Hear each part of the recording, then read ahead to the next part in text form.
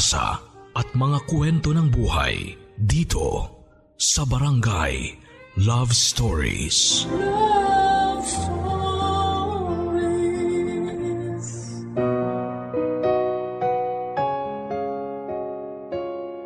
Tayong mga tao na nabubuhay sa mundo ay merong tinatawag na pangarap. Isang bagay na nais nating makamit o maabot na ating pinagsusumikapan. Bawat tao ay may iba't ibang pag-iisip. Kaya naman may kanya-kanya tayong pangarap sa buhay. Mga pangarap na nagsisilbing isa sa ating inspirasyon kung bakit tayo ay determinado at nagsusumikap sa ating mga ginagawa. Ang pangarap ay hindi madaling makamit, ngunit tiyak mo na maaabot ang pangarap kung ikaw mismo ay merong pagtsatsaga at pagsisikap. Pagtsatsaga at pagsisikap sa buhay ang isa sa mga sagot upang maabot ang iyong mga pangarap.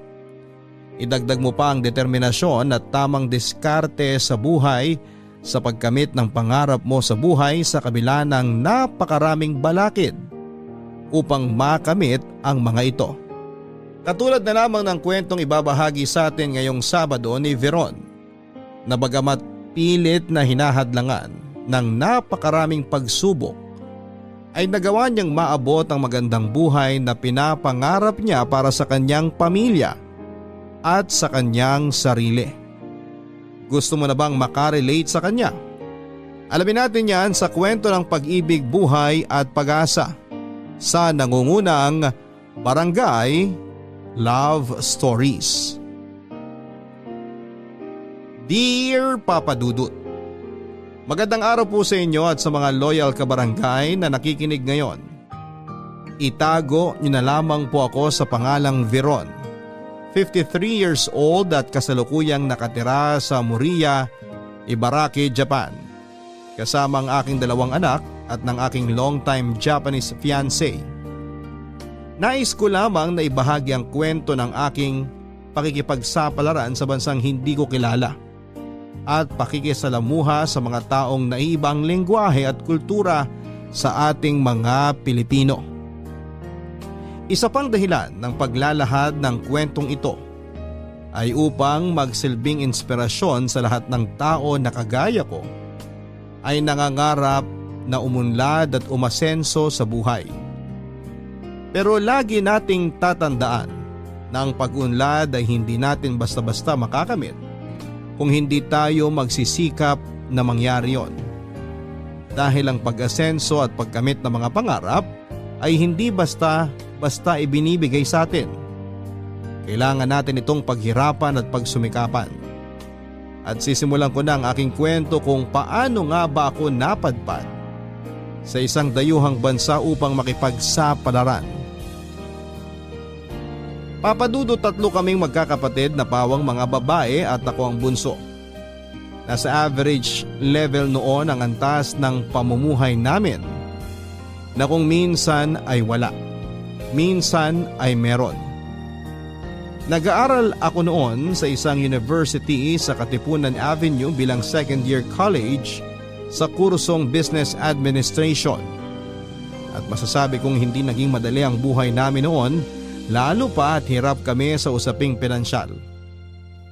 Idagdag mo pa na mahilig ding magsugal ang mami ko, kaya nga madalas silang mag-away noon ni Daddy. Na di kalaunay nauwi na sa hiwalayan dahil sa hindi na maawat ni Daddy ang pagsusugal ni Mami. Halos tinitipid ko noon ng pera para lamang magkasya yon ng 1 linggo para sa pamasahe at baon ko. Ugali kasi ni Mami na kapag binigyan niya ako ng pera ay bahala na akong mag-budget noon. Pero kahit naman na ganon siya ay mahal na mahal ko pa rin siya. Kaya nga ako nagpupursige sa pag-aaral ay para makapagtapos ako at makahanap ng magandang trabaho at may ahon ko sa hirap ang pamilya ko. Pero dahil nga sa palagiang pagsusugal noon ni Mami ay unti-unti na ring nauubos ang mga ipon namin, pati na rin ang perang iniwan ni Daddy para sa pag-aaral naming magkakapatid. Dahil nga doon ay napilitan akong tumigil sa pag-aaral at dahil uso noon ang mga recruiter ng entertainer sa Japan, ay isa na rin ako sa nag-apply para magtrabaho doon. May nakilala kasi si Mami noon na entertainer sa Japan. Nakakauwi lang ng Pilipinas para magbakasyon at nireto nga raw niya ako.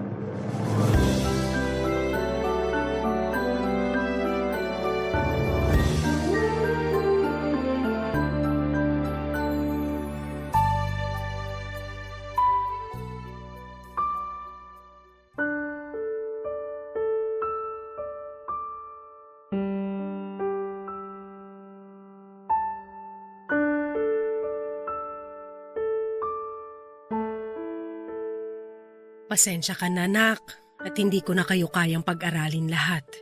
Ano pong ibig niyong sabihin? Patitigilin muna kita sa pag-aaral, nak. Pero Mami, alam niyo po kung gaano ko kagustong makapagtapos ng pag-aaral. Alam ko naman yon.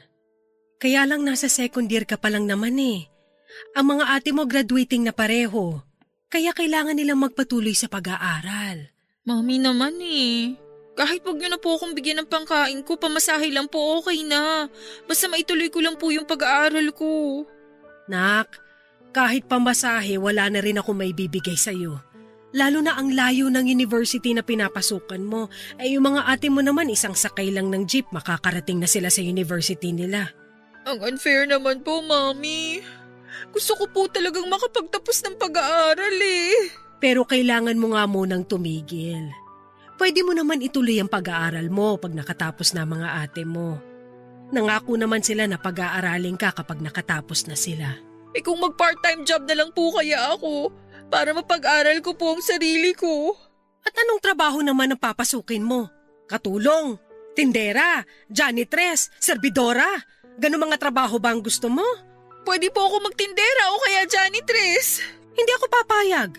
Magkano lang naman ang kikitain mo dyan? Hindi yun sasapat para makapagtapos ka ng pag-aaral. Kaya ang mabuti pa, makinig ka na lang sa akin. Pansamantala ka lang naman titigil eh. Pero Mami… Wala nang pero-pero. Kung gusto mo talaga magtrabaho para makapag-aral, ba't di mo subukan mag-Japan? Japan po? Oo! May kumari ako na kauuwi lang galing Japan. Entertainer siya doon at balita ako malaki ang sweldo. Gusto niyo po na magtrabaho ako sa Japan? Temporary lang naman anak, habang hindi ka pa naman nag-aaral. Mag-ipon ka at saka ka magpatuloy sa pag-aaral mo. Pero ang layo po ng Japan, Mami. Hindi rin po ako marunong mag-Japanese. Matututunan mo naman yun, nak. Yung kumari ko nga, hindi yung marunong mag-Hapon pero tingnan mo naman ngayon, para ng Hapon ko magsalita. O bakit? Ayaw mo ba? Malaki ang sweldo doon. O kung magkataon pa makapangasawa ka ng mayamang Hapon, giginhawa ang buhay natin. Di ko naman po kasi alam kung ano magiging kapalaran ko doon. Anong magiging buhay ko doon? Baka mapahamak naman po ako. Ano ka ba, nak? Tutulungan ka ng kumari ko. Sigurado kung hindi ka niya pababayaan doon. Siya ang bahala sa lahat. Nangangailangan daw sila ng entertainer. Malay mo naman. Ito na pala magiging swerte natin. Swerte mo! Pwede po bang pag-isipan ko muna? Ay bakit pag-iisipan mo pa? Eh kasi ayoko pong lumayo sa inyo. Huwag mo kong alalahanin dito, nak. Pagkakataon na to. Kapag sinwerte ka sa trabaho mo sa Japan, hindi ka lang basta makakaipon para sa pag-aaral mo. Mabibigyan mo na rin ako ng maginhawang buhay kagaya ng lagi mong sinasabi sa akin. Kaya ko naman pong gawin yun kahit nasa Pilipinas ako eh. Pero mas mapapabilis kung sa Japan. Wala na tayong babayaran na kahit ano. Si Kumari nang bahala sa lahat ng kailangan mo. Pag-isipan mong mabuti, nak. Sige po.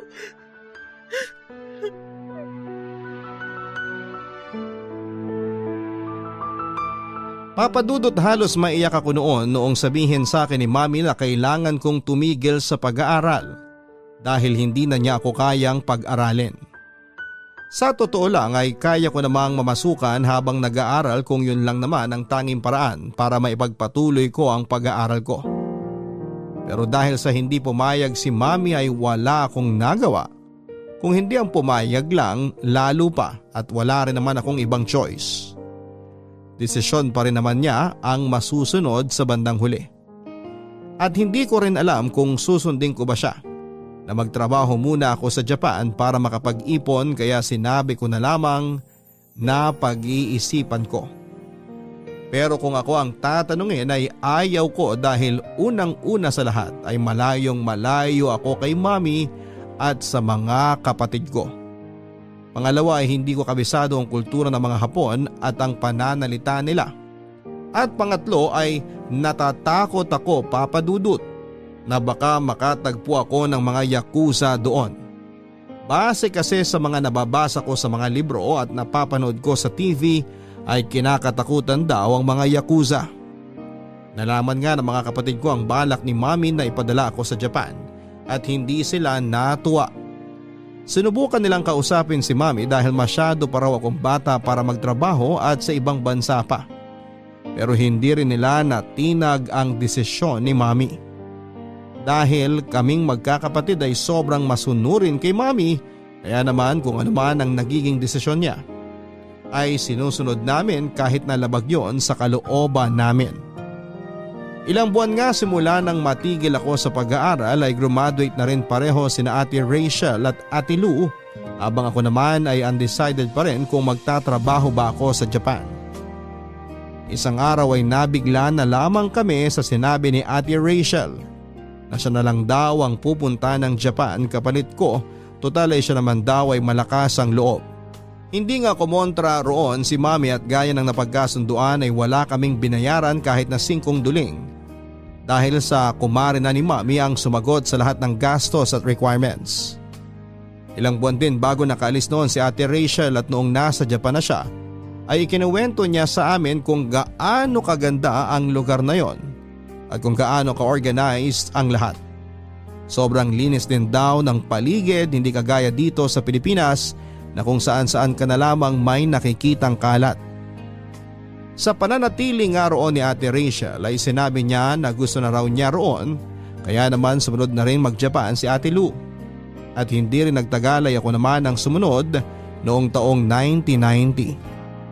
Sa una ay nahirapan akong makisalamuha sa mga tao roon, lalo pa't hindi naman ako nakakaintindi ng Hapon o kaya naman ay nagsasalita ng Hapon. Pero hindi rin nagtagal ay nagustuhan ko na rin ang trabaho ko roon bilang entertainer. At dahil nga 3 na kaming nasa Japan ay unti-unti na naming naiparenovate ang bahay ni mami na ikinatuwa niya ng husto. Lagi rin kami nagpapadala sa kanya ng pera para makapag-happy-happy siya. Hindi naman lingid sa aming magkakapatid na mahilig sa sugal ang mami namin.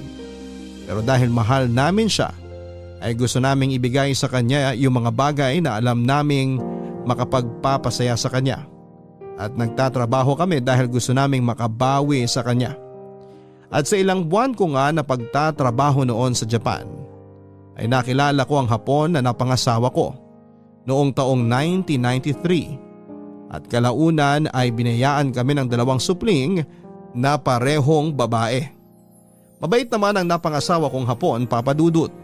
Ang problema nga lang ay hindi ko nalaman kaagad na adik pala ito sa sugal. Nalaman ko lang ang tungkol doon nang isang beses ay isa sa mga katrabaho niya ang nagsabi sa akin na hindi nga raw ito pumapasok sa trabaho dahil nagtatago ito sa mga pinagkakautangan nito nang dahil lang sa pagsusugal. Wala naman akong kamalay-malay noon dahil ang paalam niya sa akin ay may out of town project sila, kaya naman hindi siya nakakauwi sa bahay. Yun naman pala ay baon kami sa utang. Halos man lumo ako nang malaman ko ang kabuang halaga ng mga inutang niya. Sinubukan ko siyang tawagan at kausapin noon na harapin ang problemang ginawa niya. Pero ang sabi niya ay natatakot siyang makulong. Bilang mag-asawa kami at kasal, ang utang niya ay utang ko na rin. Kaya naman problemado ako kung saan ako kukuha ng ipambabayad sa utang namin. Kaya naman iyak ako ng iyak noon nang makauwi na ako ng bahay. At inabutan ko pa ang anak kong panganay na si Mariko na gumagawa ng mga homeworks niya. Kahit nasa Japan, lumaki si Mariko ay napakahusay niyang magtagalog. Dahil simula pa lang nang matuto siyang magsalita ay Tagalog na ang salitang ginagamit ko kapag kinakausap ko siya.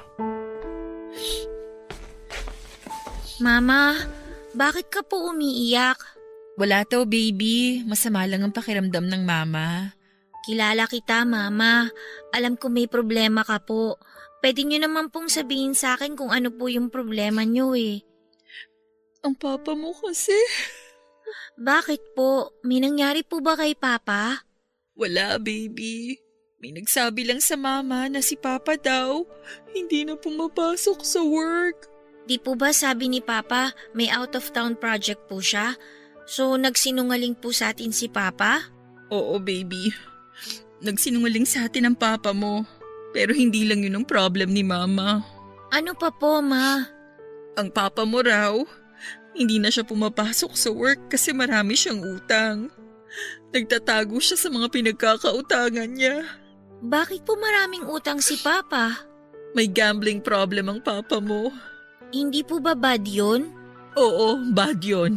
Pero ang pinoproblema ngayon ni mama, kailangan ko kasing bayaran lahat ng mga utang ni papa. Pero utang po ni Papa yun. Bakit po kayo ang kailangan magbayad? Kasi si papa asawa ni mama. At ang utang ni papa, utang rin ni mama. Unfair po yun, Mama. Si Papa lang po dapat ang magbayad nun. Yun kasi ang law, baby. Kailangan nating sumunod sa batas. Pero ikaw naman po ang mahihirapan. Dapat po tutulungan kayo ni Papa sa pagbabayad. Mas madali po yun. Hindi ko nga alam kung nasaan ang papa mo eh. Tinatawagan ko siya pero hindi ko siya makontak. Pag naghiwalay po ba kayo ni Papa, hindi nyo na po kailangan bayaran yung utang niya? Oo, pero mahabang proseso ang dadaanan ng pakikipaghiwalay ko sa papa mo. Hiwalayan nyo na po si Papa. Nagsisinungaling si Papa sa inyo eh. Sabi niya may out-of-town trip siya, pero wala naman po pala. Papayag ba kayo kung sakaling hihiwalayan ko ang papa ninyo? Kung yun lang po yung paraan para hindi na po kayo mahirapan, Ma. Bakit? Hindi nyo na ba mahal ang papa nyo? Bakit? Kami po ba, Ma? Mahal po ba niya kami? Oo naman, mahal niya kayo. Ano bang klaseng tanong yan? Kung mahal po kami ni Papa, hindi niya po kami pababayaan.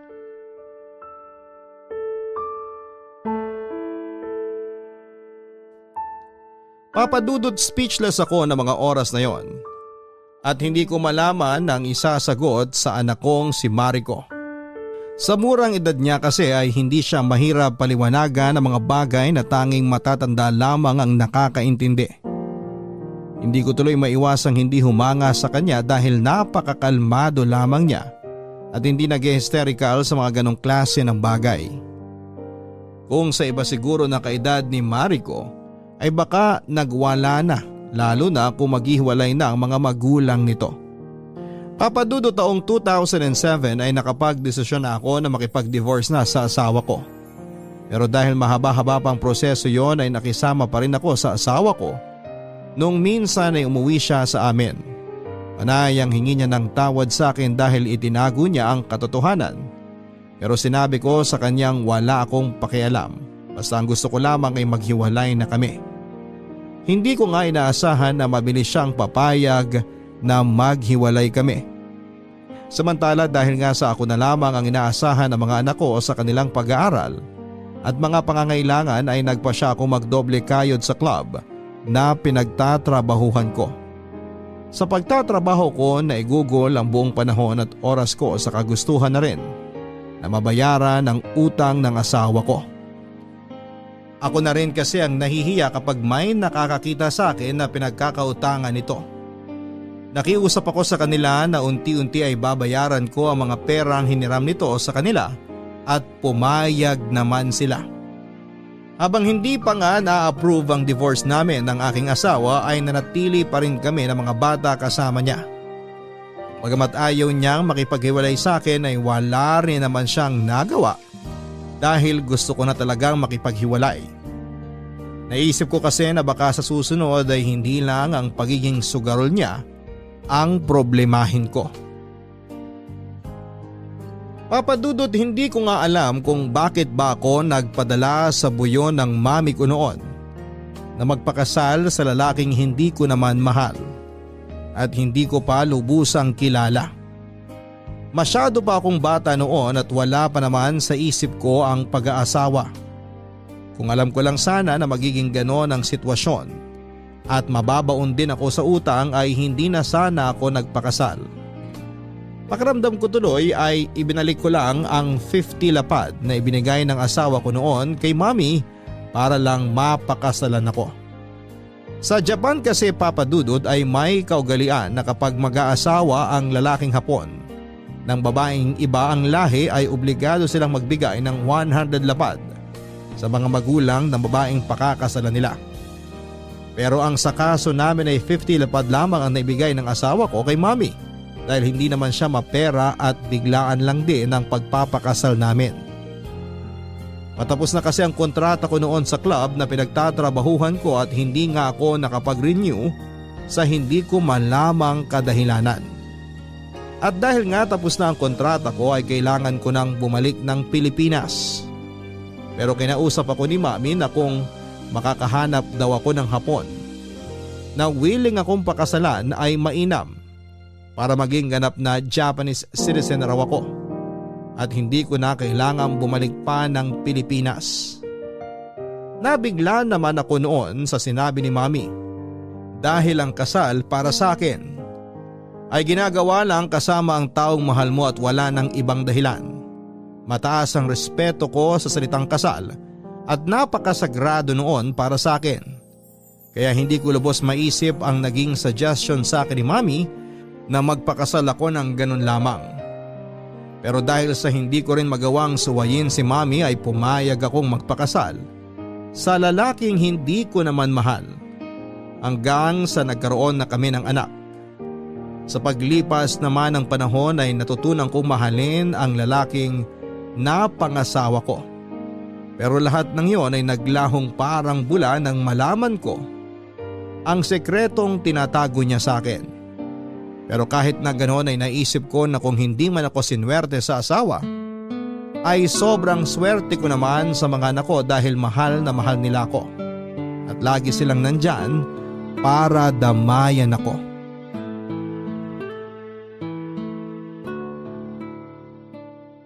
Mariko? Bakit po, Ma? Nakapag-decide na ako na tuluyan na ako makikipaghiwalay sa papa niyo. Di ba po naghiwalay na kayo ni Papa? Oo, pero hindi pa naman yun na-approve. Nasa proseso pa kaya naghihintay pa tayo, di ba? Ganun po ba? Pero sigurado na po ba kayo? Hindi niyo na po ba mapapatawad pa si Papa? Matagal ko nang napatawad ang papa niyo. Alam niyo namang hindi ako nagtatanim ng galit, di ba? Opo, Ma. Sobrang bait niyo nga po eh. Pero kahit napatawad ko na ang papa niyo, kailangan ko tong gawin. Nagsinungaling na siya sa akin at alam kong uulitin niya yon. Ang importante lang sa akin ngayon, kayong dalawang magkapatid. Sasama po kami sa inyo, Ma. Huwag niyo po kaming iiwan kay Papa, ha? Siyempre hindi. Hindi ko kayo iiwan. Kaya nga ako nagsisikap dahil sa inyo. Ginagawa ko lahat ng makakaya ko para sa inyo. Thank you po, Ma. Kasi kahit nahihirapan na po kayo sa pagbabayad ng utang ni Papa, hindi niyo pa rin kami pinapabayaan. Bakit ko naman kayo pababayaan? Mga anak ko kayo at mahal na mahal ko kayo. Alam ko po na halos hindi na po kayo nakakapagpahinga dahil sa pagtatrabaho para lang po mabayaran ng mga utang ni Papa. Huwag mo akong intindihin, anak. Ang mahalaga, magkakasama tayo. Sa inyo ako kumukuha ng lakas para kayanin ko lahat ng to. Sorry po, Ma. Kasi wala man lang po kaming maitulong sa inyo. Hindi, anak. Hindi mo kailangan mag-sorry. Basta mag-focus lang kayo sa pag-aaral nyo, okay? Gagawin ko ang lahat para makapagtapos kayo ng pag-aaral. Hindi bali nang mapagod ako sa pagtatrabaho. Basta maibigay ko lang lahat ng kailangan nyo. Ang swerte po namin dahil kayo po ang naging mama namin. Hindi, mas maswerte ako. Kasi kayo ang naging mga anak ko. Mahal na mahal po namin kayo, Ma. Mas mahal ko kayo. Huwag na po kayo umiyak, Ma. Kahit ano pong mangyari, sa inyo po kami sasama. Salamat, anak. Salamat. Hayaan mo, Ma. Pag nakatapos kami ng pag-aaral, kami naman po ang bahala sa inyo. Gagawin ka naming reyna. Hindi nyo na po kailangan magtrabaho kasi kami naman po ang mag-aalaga sa inyo. Ano ba yan, ma? Pati po ako naiiyak eh. Nasaan na ba ang kapatid mo? May practice daw po sila para sa theater play nila. Ay oo nga pala, manonood pala tayo no next week. Opo, next week na po yun. Ay, oo nga po pala. Ako din po pala, ma. May gusto rin po sana akong salihan na club. Anong club naman? Tennis club po. Oh, ba't di ka sumali? Wala pa po kasi akong gamit eh. Sus, yun lang pala. Sumali ka. Ibibili kita ng mga kailangan mo para sa tennis club. Talaga po? Oo naman. Gagawin ko ang lahat para sa'yo. Thank you po, ma. Thank you so much po. I love you po, ma.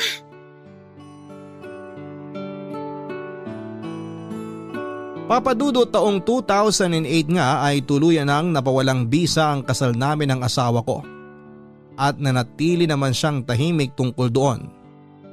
Na-realize din daw niya ang pagkakamaling nagawa niya pero huli na para magsisi pa siya.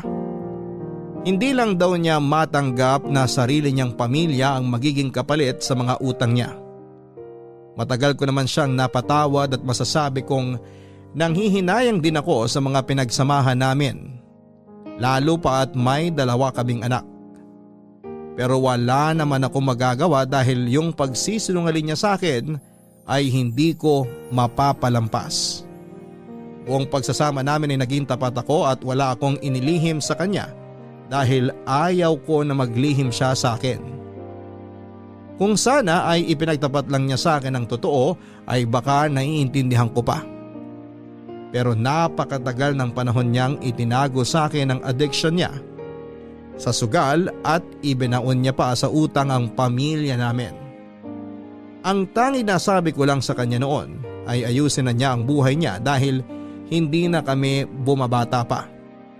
Na kung may balak pa siyang mag-asawa ulit ay huwag na niyang ulitin ang pagkakamaling ginawa niya dahil napakahirap ng broken family. At alam na alam ko yon. Hindi ko na naman siya pinagbawalan na madalaw ang mga bata kung gusto niya. Pero nahihiya na raw siyang humarap sa mga anak namin dahil alam niya raw sa sarili niya kung gaano siya nagkulang sa mga ito. Sinabi ko naman sa kanya na matalino at mabait na bata ang mga anak namin. Kaya maintindihan nila ang sitwasyon at hindi nila magagawang magtanim ng galit sa kanya. Nginitian lamang niya ako at saka siya muling humingi ng tawad sa akin at sinabing sana ay maging magkaibigan kaming ulit. Sinabi ko namang walang problema sa akin dahil mabuti na nga rin yon na wala kaming sama ng loob sa isa't isa bago tuluyang maghiwalay ang mga landas namin. Nagpasalamat din siya ng gusto sa akin dahil nagawa kong bayaran ang lahat ng mga utang niya. Ginawa ko ang lahat noon dahil nga sa mag-asawa kami at ayaw ko rin na mabaon sa utang ang pamilya namin. Hindi naman ako nanghihinayang sa pera na ipinambayad ko sa mga utang niya. Ang tanging pinanghihinayangan ko lamang ay ang pamilya naming nasira dahil lamang sa pagkalulong niya sa sugal. Hindi naman sa nag-iisip ako ng hindi maganda pero what if kung sa susunod ay may mapahamak na dahil sa mga utang niya. Pero tapos na yon at tuluyan na nga kaming naghiwalay. Ang tanging priority ko na lamang ng panahon na yon ay ang mga anak ko. Kung paano kami kakain sa araw-araw, kung paano ko sila igagapang sa pag-aaral. Papadudot ng upahan kami noon sa isang maliit na apartment na mura lamang. Nagtiyaga muna kami roon kahit na hindi yon kasinlaki ng bahay ng dati kong asawa. Ayos lang naman daw sa mga anak ko dahil ang importante raw ay may masisilungan kami at magkakasama. Doon ko nga na-realize na kahit lagi akong wala sa bahay dahil nagtatrabaho ako, ay alam kong napalaki ko sila ng maayos. Dahil hindi sila nagde-demand sa akin ng kung ano-ano, lalo na kung alam nilang hindi ko kayang ibigay. Samantala naging maayos naman ang pamumuhay naming mag-iina. Kahit paano ay nakakaraos kami sa araw-araw at natutustusan ko ang pag-aaral nila.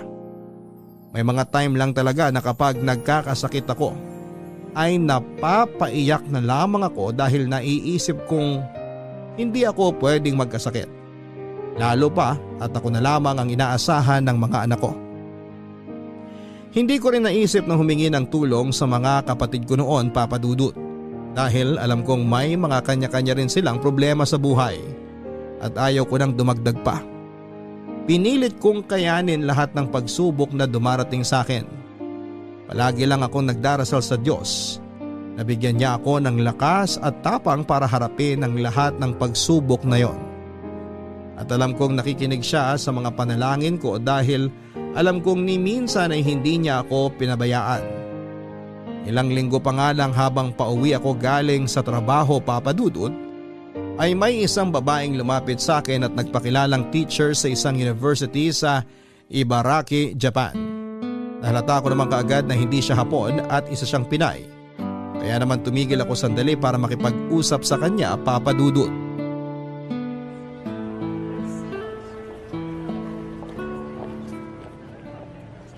Magandang gabi sa'yo. Ay, madaling araw na pala. Hi Den, may kailangan ka? Actually, meron. Baka lang kasi gusto mong i-consider. Pwedeng diretsahin mo na ako kung ano ba talagang kailangan mo? Oh, sorry. Ako pala si Gracia. Anyway, math teacher ako sa Seiha University and almost 7 years na ako nagtuturo. Okay. Anong kailangan niyo sa akin? Bale, lagi akong kasama nung asawa ko na pumupunta dun sa club na pinagtatrabahuhan mo. Don't get me wrong ha, lagi kasi silang nagiinuman sa club na yon kasama ng mga katrabaho niya. Lagi ako nakikisabit, alam mo na, baka mga liwa si Mister. Kidding aside, napansin kita agad. Bakit? Kilala mo ba ako?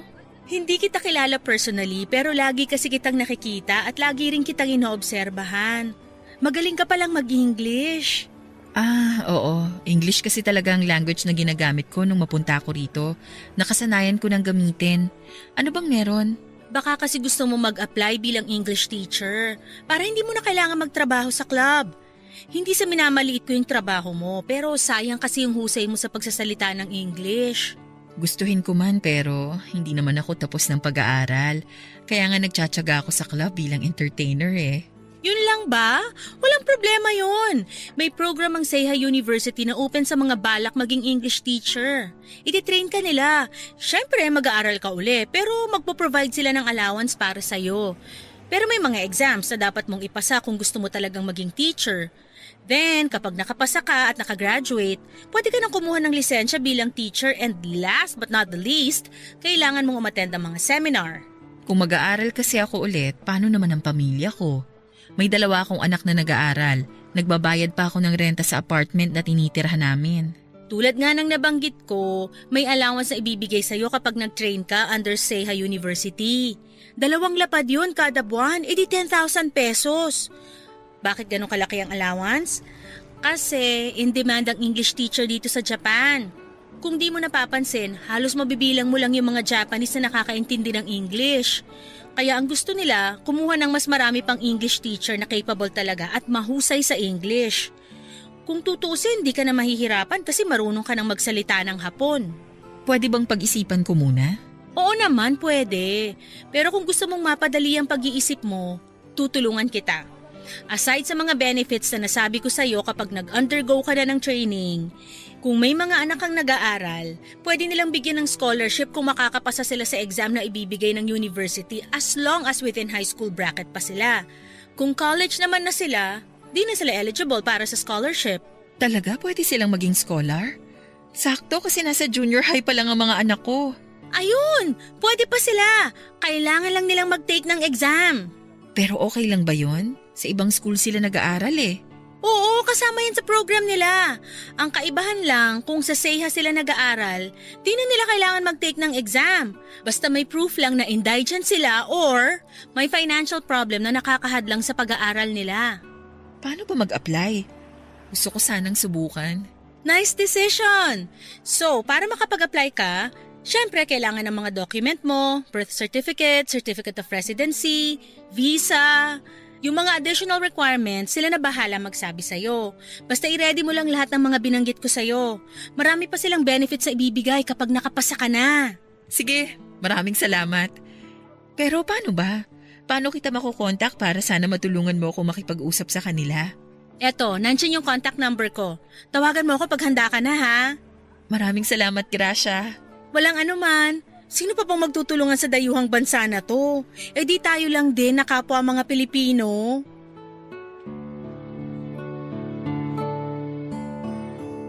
Papadudot pakiramdam ko na mga oras na yon ay pinatakan ako ng Diyos ng swerte.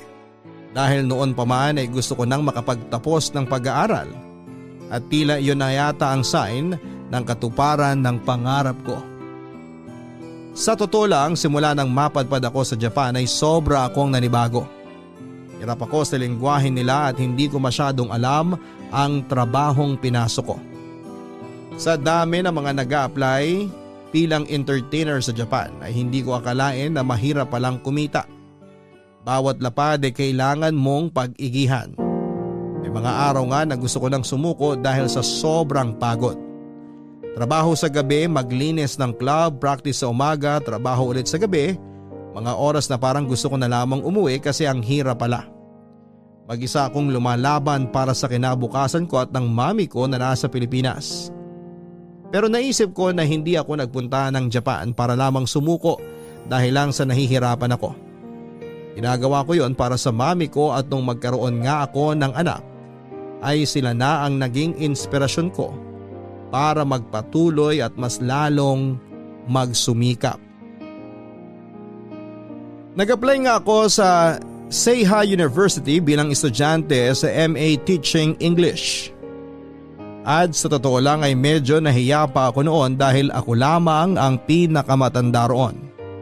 Pero hindi yun naging hadlang para magpatuloy ako sa pag-aaral hanggang sa makatapos na nga ako ng pag-aaral sa taong 2011. Vocational lamang yon kaya naman 2 years lang ako nag-aral. Nag-take pa muna ako ng exam at sa awa ng Diyos ay nakapasa ako. At sa wakas ay nakakuha ako ng lisensya bilang isang ganap na ESL o English as a Second Language Teacher ng Seiha University. Sinigurado ko rin na maka-attend sa lahat ng seminar para mas mapagbuti pa ang pagtuturo ko hanggang sa nakilala na nga ako bilang isang mahusay na guro.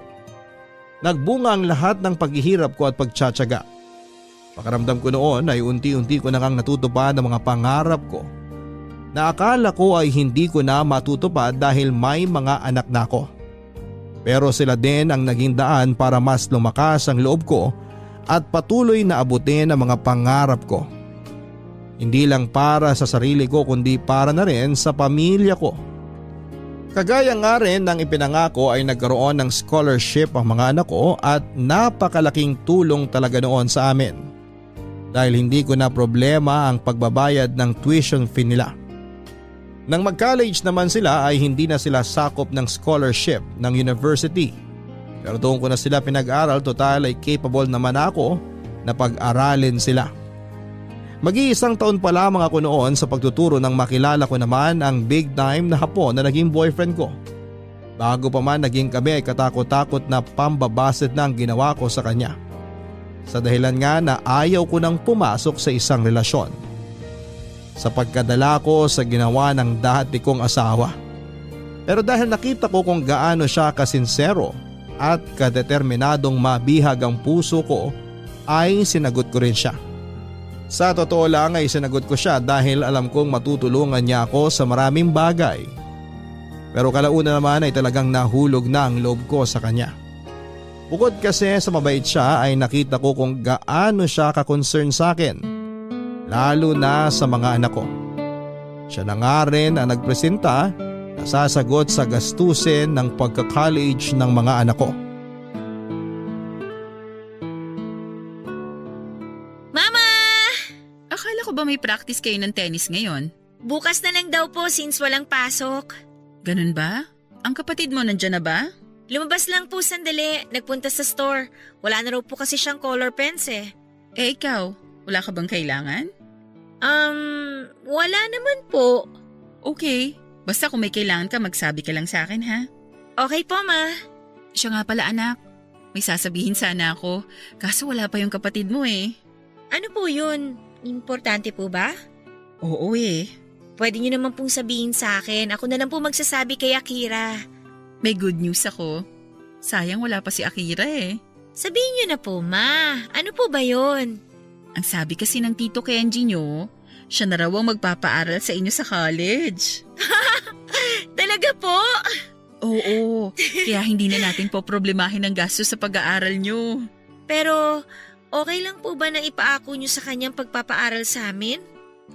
Siya naman na nagpupumilit na pag-aralin kayo, kaya hindi na ako nakatanggi. Kung ganon, good news nga po yan, Ma.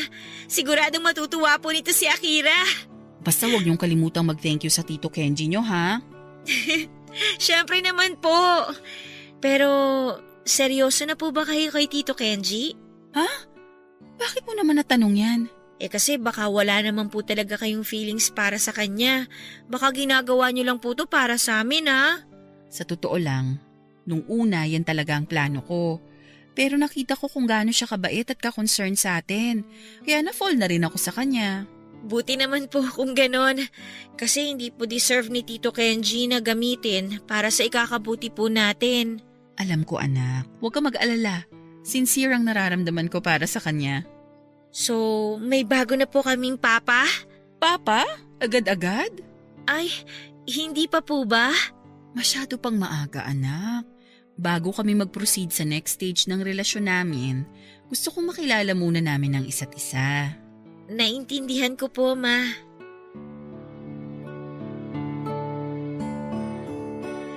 Papadudod sinagot nga ng boyfriend ko ang gastusin sa pag-aaral ng mga anak ko. At sobrang nagpasalamat ako sa kanya dahil hindi niya kami pinabayaan. Siya nga ang naging katuwang ko sa lahat ng bagay. Ang gusto nga niya noon ay ilipat na kami ng tirahan pero mariin akong tumanggi. Lalo pa at nakakahiya naman kung iaasa ko ang lahat sa kanya kung may trabaho naman ako at kumikita na ng sapat para sa pamilya ko. Hindi naman niya ako pinilit pero sinabi niya na kung may kailangan ako ay huwag daw akong mahihiyang magsabi sa kanya. Dahil nga sa mga gandang katangian niya ay mas lalong nahulog ang loob ko sa kanya. At lumalim ang pagmamahal ko sa kanya, Papa Dudut. Nakilala namin ang husto ang isa't isa at doon ko nga nalaman na hindi lang pala siya basta mayaman. Napag-alaman ko nga na isa pala siyang anak na may-ari ng isang signature brand ng damit. Noong una ay hindi ako naniniwala, Papa Dudut, dahil parang too good to be true naman. Pero may mga patunay siyang ipinakita sa akin at speechless lamang ako. Feeling ko na mga oras na yon ay nananaginip lamang ako o kaya naman ay nasa loob ako ng isang nobela at palabas dahil parang hindi ka panipaniwala ang mga nangyayari sa akin noon. Minsan nga ay natatakot ako dahil parang sobrang swerte naman yata ang dumarating sa amin. Pero nagdarasal lamang ako sa Diyos. Nagpapasalamat at kung anuman ang plano niya para sa amin ay maluwag kong tatanggapin yon. Pero kahit na nalaman kong sobrang yaman pala ng boyfriend ko ay hindi ako nagdemand ng kung ano-ano sa kanya. Dahil kaya ko namang mag-provide para sa sarili ko at sa mga anak ko. Ayaw kong abusuhin ang kabaitan niya dahil ang pagsagot niya lamang sa pag-aaral ng mga anak ko ay sobrang laking bagay na para sa akin. Sa sobrang tuwa ko nga sa mga nalaman ko ay agad akong tumawag kay Mami para magkwento.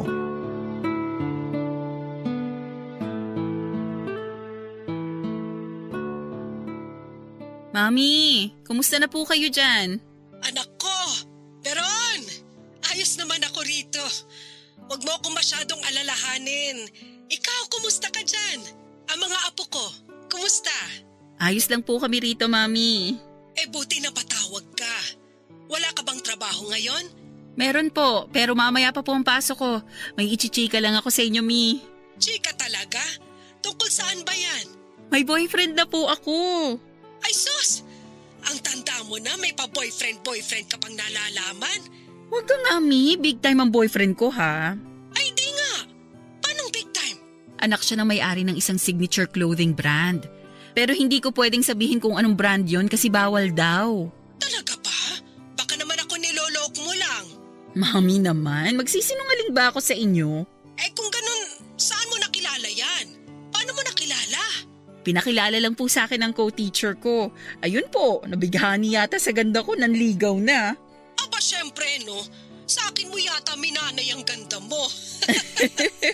O anong plano nyo niyan? Wala pa naman po, pero sagot na raw po niya yung pag-aaral ng mga apo niyo sa college. Talaga ba? Ay mainam kung ganun. Hindi ka na mamomroblema pag tungtong nila ng college. Oo nga po pero continuous pa naman po ang pagtatrabaho ko kasi ayoko namang iasa sa kanya lahat. Hindi ko pa naman siya asawa Balak mo bang asawahin? Hindi ko pa alam tsaka iniisip ko yung sasabihin ng mga apo niyo. Total, sila lagi ang top priority ko. Kung papayag sila na mag-asawa ako ulit, bakit hindi? Pero kung ayaw naman nila, wala akong choice. Di na ako mag-aasawa ulit. Ay siya, kung ano man ang mapagdesisyonan nyo, hindi na ako makikialam. Kung ako lang din naman ang tatanungin ayaw na kita mag-asawa ulit, lalo na puro babae ang mga apo ko. Baka may gawing masama sa kanila magiging stepdad nila kung sakali. Pero wag naman sana. Naisip ko na yan, Mami. Kaya nga kinikilala ko pang mabuti si Kenji bago ako mag-decide. At syempre, desisyon pa rin po ng mga bata ang susundin ko. Mainam kong ganon. Alam mo, hindi ko lang masabi sa'yo to. Pero proud na proud ako sa'yo. Kasi unti-unti mo nang natutupad lahat ng gusto mo sa buhay. Kasama kayo sa pag-abot ko sa mga pangarap ko, Mi. Para sa inyo tong mga ginagawa ko. Alam ko, anak. Nahihiya tuloy ako sa'yo kasi ang dami kong pagkukulang sa'yo, sa inyong magkakapatid. Utang namin sa'yo nila ate ang buhay namin. Dahil kung wala kayo, wala rin kami rito. Kaya tigilan nyo na po yan. Mahal ka namin. Kung ano man po ang pagkukulang nyo sa amin, hindi yun nakabawas sa respeto at pagmamahal namin sa inyo. Salamat anak. Mahal ko rin kayo. Basta lagi kayo mag-iingat dyan. At kung pwede dalawin niyo ko minsan dito. Gusto ko makita ng personal ang magaganda kong mga apo. Opo, Mami. Isasama ko na rin si Kenji. Mainam nga at nang makilala ko.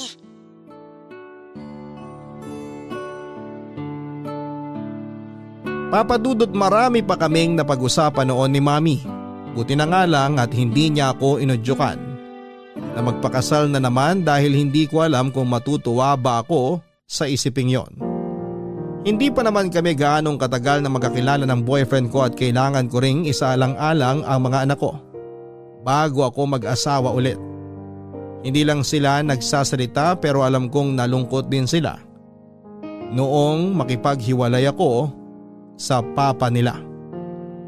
Isinantabi ko na muna ang isipin ko noon tungkol sa pag-aasawa ulit. Nag-focus ako sa pagtatrabaho para sa mga anak ko at kay Mami. Kasi naisip ko na walang permanenteng bagay sa mundo at lahat ay pwedeng magbago. Paano kung temporary lang naman ang relasyon namin ng boyfriend ko at maiwan na naman ako sa huli? Hindi porke may nag-provide para sa amin ay aasa na ako ng aasa. Ayaw ko nang maranasan yung buhay na wala akong malapitan sa oras na nangangailangan ako. Kaya naman mas lalo ako nagsumikap sa trabaho at sinabi ko sa sarili ko na mas pagsisikapan ko pa ang para sa pamilya ko. Hanggat malakas ako at kaya kong magtrabaho ay gagawin ko. Dahil kaya nga ako nagpunta ng Japan ay para magkaroon ng kasiguraduhan na mabibigyan ko ng magandang buhay ang pamilya ko. At gusto ko na kung mawala man ako sa mundo ay panatag ako dahil alam kong nasa maayos na kalagayan ang mga anak ko. Pero lahat ng mga alalahanin ko ay nawala rin sa paglipas ng mga taon. Dahil nakita ko kung paano kaming alagaan at mahalin ng boyfriend ko, lalo na ang mga anak ko. Tinanggap niya ako ng buo at inako na niya ang responsibilidad sa mga anak ko kahit na hindi ko naman hinihiling yon. Doon ko nga na-realize na sobrang swerte ko kasi nakilala ko siya. At sa dinami-rami ng magagandang babae na walang sabit ay sa akin pa talaga siya nagkagusto. Minsan nga ay may mga oras na nai-insecure ako lalo na kapag napapatingin siya sa mga babae na mas maganda, sexy at higit sa lahat ay mas bata sa akin. Pero lagi niyang sinasabi sa akin na mahal niya ako. At hindi niya ako ipagpapalit sa ibang babae dahil sa akin niya nakita ang lahat ng hinahanap niya sa isang babae. Ang gusto raw kasi niya ay yung babae na gagawin ang lahat para sa pamilya. Responsable at higit sa lahat ay mapagmahal sa pamilya. Kaya alam niya na kung sakali mang planuhin namin na bumuo ng panibagong pamilya kasama ang mga anak ko, ay magiging masaya kami bilang iisang pamilya at alam ko namang hindi imposible yon lalo pa at napamahal na rin sa kanya ang mga anak ko. Isang araw nga papadudot galing ako sa trabaho noon pero laking gulat ko nang maabutan ko si Mariko na nag-aayos ng napakaraming mga groceries na nakalapag sa lamesa namin. Ang iba pa nga ay nakalagay pa sa mga grocery bags. Kulang na nga lang ay mapuno ang kitchen cabinet namin sa sobrang dami ng mga yon. Kahit yata 3 months akong hindi mag-grocery ay hindi kami mauubusan ng pagkain. Napansin ko rin noon ang bunso kong anak na may binubuksang box na may lamang manipis na laptop at nabigla pa ako nang makita ko ang tatak noon. Halos malula ako nang ma-realize ko na yon ang pinakamahal na brand na sikat sa Japan. Kaya naman kahit may ideya na ako kung kanino yon galing ay nagtanong pa rin ako kay Mariko.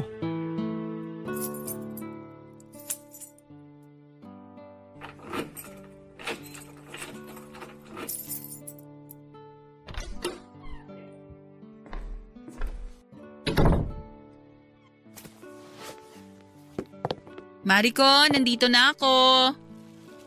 Ma, galing po dito si Tito Kenji. Oo, mukha nga. Anong oras siya dumating? Mga 2 p.m. po. Anong sabi niya? Wala bang binilin? Wala naman po. Sinabi niya lang po na iiwan niya po itong mga groceries habang wala kayo.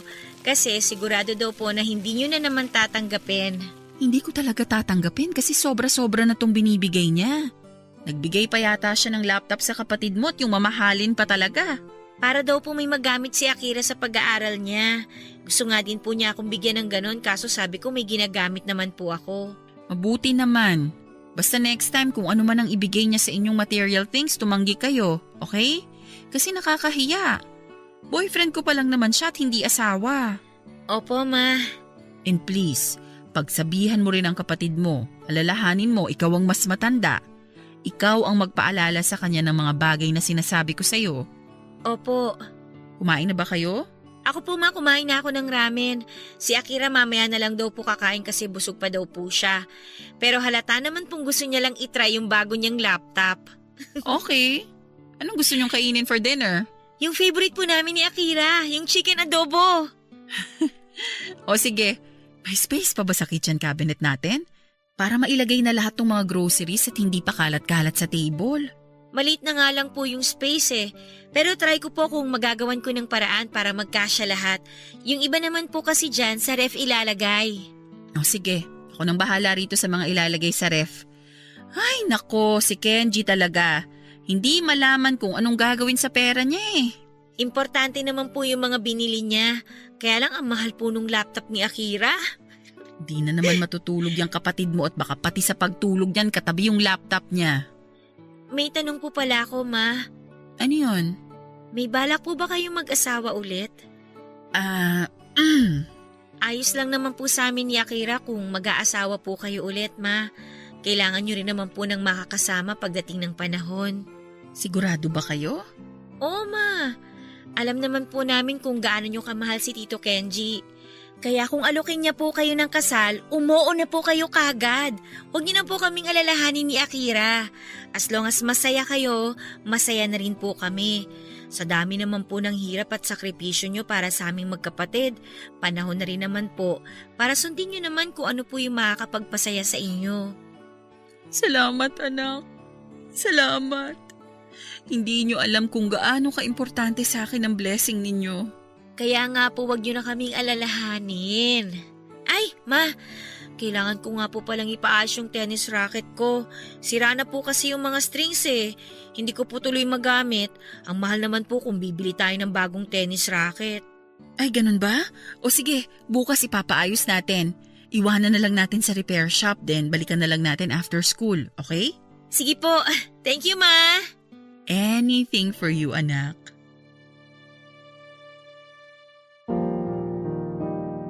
Papadudod sa paglipas nga ng mga panahon ay mas lalong naging close sa mga anak ko sa boyfriend ko. Madalas nga ay kung ano-anong pasalubong ang ibinibigay nito sa kanila. Minsan naman kapag day off ko ay ipinapasyal niya kami sa pinakasikat na amusement park sa Japan. Kaya naman sobrang tuwang-tuwa ang mga anak ko. Nariyang sasakay sila sa kung ano-anong rides pero ako ay masaya lang na nagmamasid sa kanila at kumukuha ng mga litrato. Sa mga hindi siguro nakakakilala sa amin ay iisipin nilang one family lang kami dahil talaga namang iba ang closeness ng mga bata sa boyfriend ko na parabang tatay na ang turing nila dito. Wala akong makitang gap sa kanila or awkwardness dahil talaga namang komportable na sila sa isa't isa. Papa na nga ang tawag ng mga anak ko sa kanya na siya rin naman ang nagsuggest at pasasabi kong nakakataba ng puso. Dahil siya ang pumuno sa mga bagay na dapat ay totoo nilang ama ang gumagawa. Mas lalo ko tuloy siyang minahal dahil sa magagandang ugali na ipinapakita niya. Hindi siya pumapalya sa pagpapahanga sa akin dahil napakalinis ng puso niya at pagkatao. Kung hindi nga lang kalabisan ay hiniling ko na sana ay hindi na kami maghiwalay at maging isang buong pamilya na talaga kami. Lumipas pa ang ilang taon, papadudot, ay tuluyan na ngang graduate sa college si Mariko sa taong 2016. Samantalang ang bunso ko naman ay nakagraduate ng college sa taong 2020 kasagsagan ng COVID-19 virus. Sayang nga lang at hindi kami nakakyat ng stage noon dahil naging online ang graduation nila. Mahigpit na ipinagbabawal pa noon ng face-to-face events dahil sa napakaraming kaso ng COVID infections. Pero kahit na ganoon ay masaya kaming lahat dahil natupad ang pangarap ko na makapagtapos sila ng pag-aaral. At higit sa lahat ay alam kong hindi nila daranasin ang anumang hirap na dinanas ko noon. Taong 2021 nga nang payagan na ang pagbabiyahe sa ibang bansa at napagpasyahan naming pumasyal sa Pilipinas para mapasyalan si Mami at formal na rin na ipakilala sa kanya ang boyfriend ko. Sinagot niya ang lahat ng kailangan namin at isa na roon ang plane ticket naming lahat. Pero nang makarating kami sa Pilipinas ay hindi rin kami kaagad nakauwi dahil kinailangan pa naming sumailalim sa 14 days quarantine at magpa-swab test. Negative naman ang results namin after 14 days kaya sa wakas ay nakauwi na kami para makita si Mami. Mami!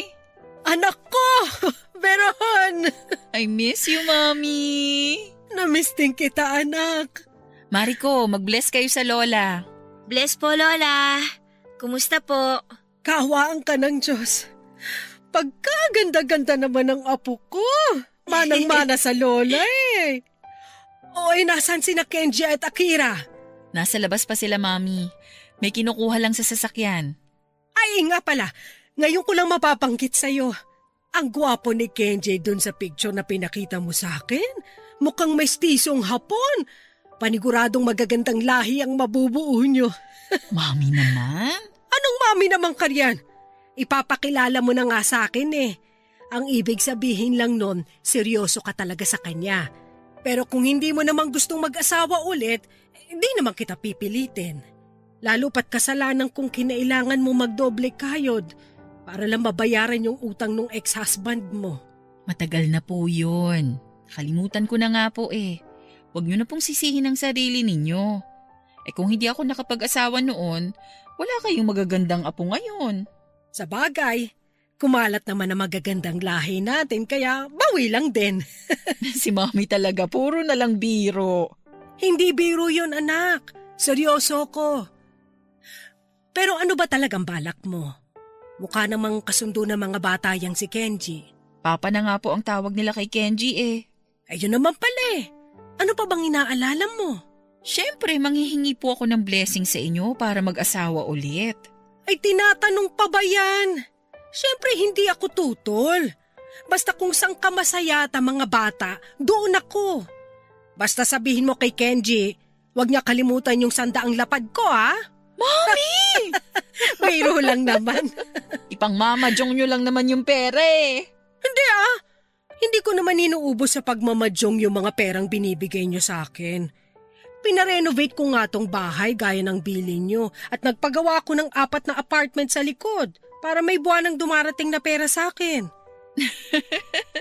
Alam naman po nila ate yun. Binibiro ko lang din po kayo. Ay wag mo akong binibiro at matanda na ako. Masyado na akong sensitive. Opo, Mami. Maiba ko. Gaano katagal ba kayo rito sa Pinas? Mga 2 weeks po. Alam nyo namang hindi po kami pwedeng magtagal dito. Ay siya, sige. Basta sa susunod, dalawin niyo ulit ako rito, ha? Oo naman po.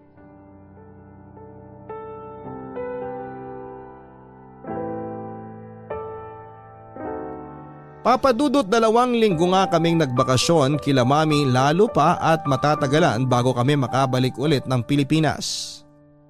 Nagiiyakan pa nga kami dahil ayaw iwan ng mga bata ang lola nila.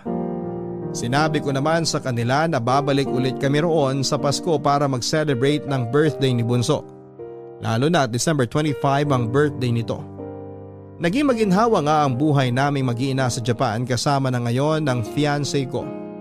Pero kahit naman nakasuporta siya sa amin ay hindi pa rin ako tumitigil sa pagtatrabaho dahil ayaw ko rin na abusuhin ang kabaitan niya sa amin.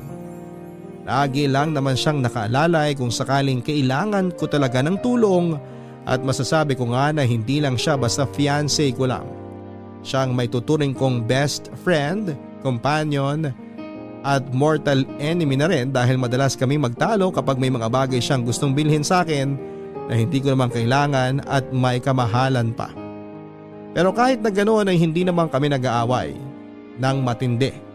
At sa bandang huli ay magbibiroan kami na parang walang nangyari. Sa ngayon nga papadudot ay may mga trabaho na pareho ang dati kong mga baby na ngayon ay dalagan-dalaga na. Ang panganay kong si Mariko ay nagtatrabaho sa Japan Airlines.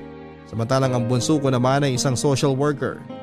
Meron na rin akong sariling kondo na nabili ko sa pagsisikap ko na makapag-ipon.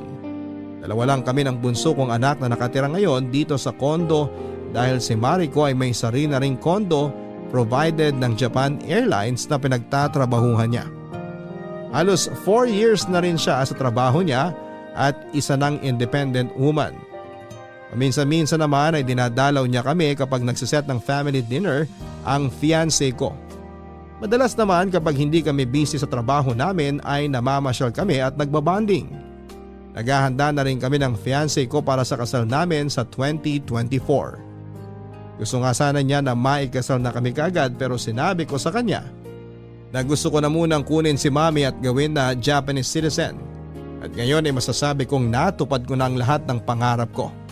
Hindi lang para sa sarili ko kundi para na rin sa pamilya ko. At dito ko na nga po tinatapos ang mala roller coaster ride na kwento ng aking buhay. Maraming salamat Papadudot sa kaliman na isa ito sa mga sulat na mapalad na mapipili ninyong basahin sa araw na ito sa Barangay Love Stories. More power sa inyong programa. Ang inyong forever kapuso at kabarangay, Veron. Maraming salamat Veron sa pagbabahagi mo sa amin ng nakaka-inspire mong kwento dahil talaga namang nagsumikap ka para maabot ang mga pangarap mo sa kabila ng maraming pagsubok at hirap na iyong dinanas. Bilang isang tao hindi natin maiiwasan na magkaroon ng mga suliranin upang tayo ay ganap na magtagumpay. Kailangan mo lang na magpakatatag at magtiwala sa iyong sarili upang malagpasan mo ito. Sa iyong pagtatagumpay ay meron kang makakamit na biyaya.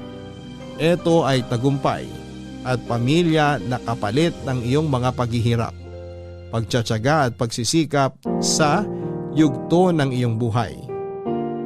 Lagi nga nating tatandaan na kung may mga bagay tayong gustong maabot, yon ay kailangan nating paghirapan at pagsumikapan.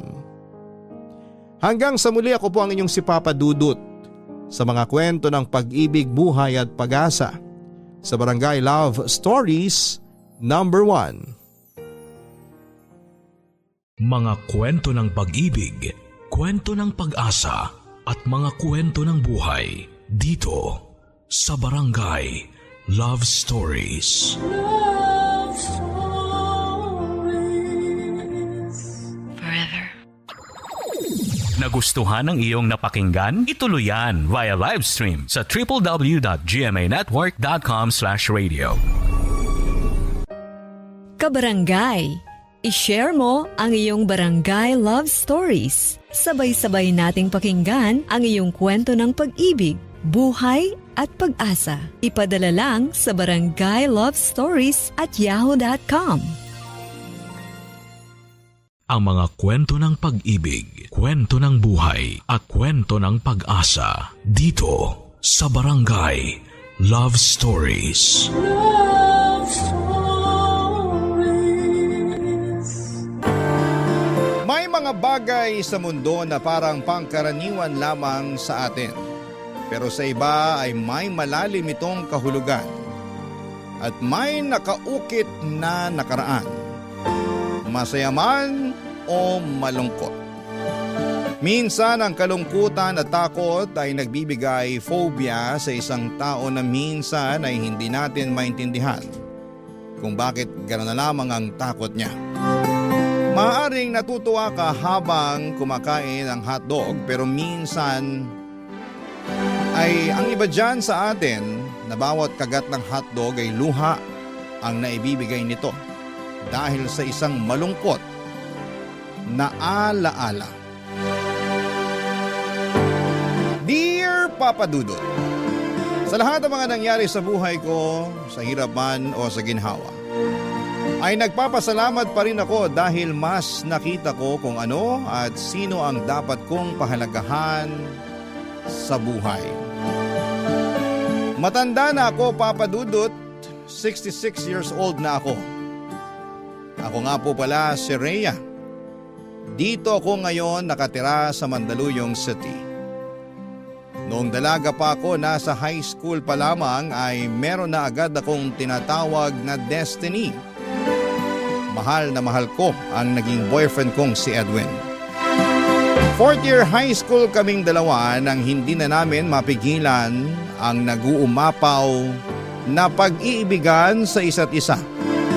At tuluyang isinuko ang mga sarili sa 4 na sulok ng isang silid at pinagsasaluhan ng matamis na pag-ibig.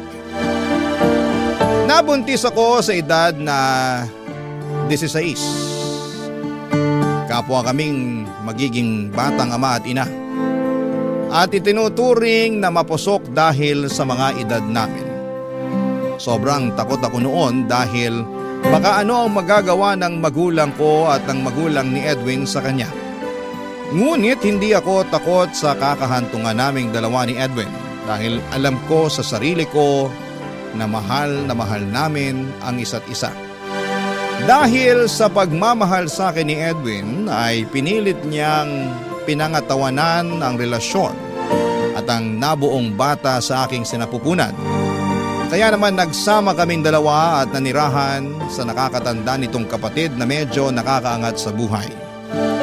At dito nagsimula ang isang yugto sa buhay ko na hanggang ngayon ay parang bangungot na parating dumadalaw tuwing ako'y nag-iisa. At naaalala ang mga unang taon na nagsama kaming dalawa ni Edwin sa bahay ng Ate Edma niya at ang masamang pagtrato niya sa akin.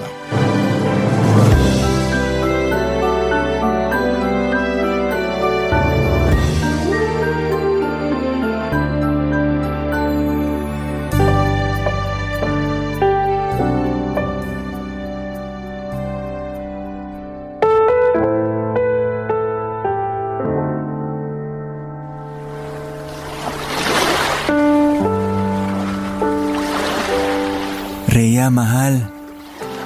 Namiss ko nang tumambay dito na kasama ka. Ako rin naman, Edwin. Iba pa rin ang hangin dito sa Zambales kumpara sa Maynila. Tingnan mo si baby. Himbing na himbing sa braso ko. Namiss ka daw niya, mahal. Okay ka lang ba talaga dito? Ang mahalaga, may tinitirahan kami ni baby. Pagpasensya mo na ang ate ko ha. Mag-ingat ka lang sa mga kilos mo. Basta ako, magsusumikap ako sa pag-aaral para kapag makatapos na ako at makapagtrabaho, bubukod na tayo. Ipagdarasal ko talaga yan, Edwin. Oh, anong nangyari dyan sa mga kamay mo? Nagkakasugat-sugat. Matapang siguro yung huli kong ginamit na sabon kaya ganito.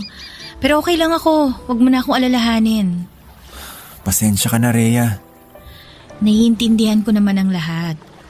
Lilipas din ito kapag tapos ka na sa college at magkatrabaho ka na. Kapag nakapag-abroad na ako, matagal kitang hindi makikita. Kahit hindi nakikita, nandito ka naman sa puso ko. Kitang-kita kita. Salamat, mahal. Mahal? Gusto ko talaga yung makapagtrabaho sa ibang bansa kasi nga malaki ang sahod. Lalo na sa first world country. Para din to sa inyo ni Baby Rhea. Kaya mo yang matupad, mahal. Sana. Kita mo yung tatay ni Irvin? Nasa abroad na. Kaya ang yaman nila eh. Oo nga eh.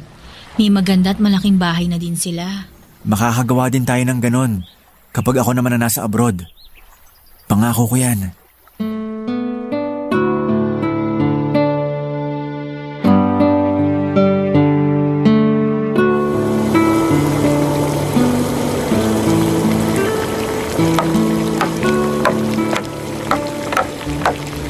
Rhea, bakit hindi mo pa nilaban yung pinapalaba ko sa'yo mga kurtina? Ate Edma, masakit pa kasi yung sugat ko sa kamay eh. Nahihirapan nga pati ako sa pagluluto. Wala akong pakialam. Trabaho mo yan dahil nakikitira ka at kumakain dito sa bahay. Ate, baka sa susunod na linggo ko na lang labhan yung mga yan ha.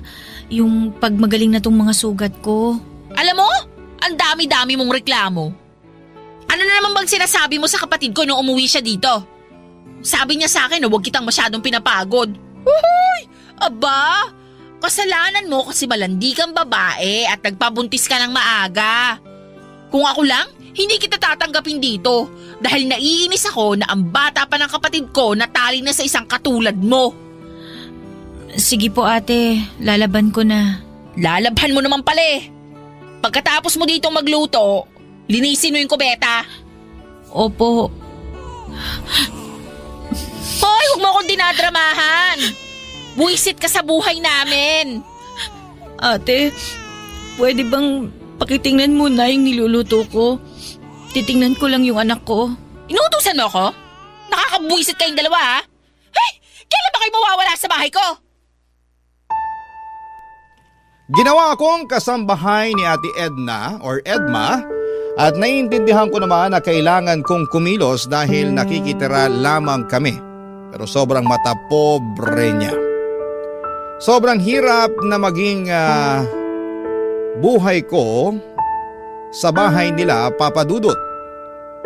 Ako ang nagluluto ng pagkain nila sa bahay pero ayaw niyang magsabay kami sa pagkain. Ang tira lamang nila ang kinakain ko at ako rin ang naglalaba ng mga damit nila at naglilinis ng buong bahay habang binabantayan ko ang anak ko. Parang gusto ko nang umuwi sa bahay ng mga magulang ko. Kahit maliit, gawa sa nipa ay hindi naman ganon ang pagtrato sa akin doon. Siguro'y ganito talaga kapag may pera at nakakaangat sa buhay ang isang tao. Kaya niyang mang-apak at gawing alipin ng sino man. Wala akong magagawa dahil nag-aaral pa si Edwin sa kolehiyo. Ito ang nakita kong paraan na suportahan siya. Ang manirahan sa kanyang kapatid at parating sinasabihan siya na magtuloy-tuloy lang sa pag-aaral dahil maayos naman ang kalagayan naming dalawa ng anak niya. Siyempre hindi ko na sinabi kay Edwin na minamaltrato ako ng masama ng ate niya. Nagtiis lang talaga ako, Papa Dudut, hanggang sa magdalawang taon ng anak namin ni Edwin. Manang-mana sa kanyang itsura ng anak namin kaya tama lang na ginawa namin siyang Edwin Jr., Papa Dudut.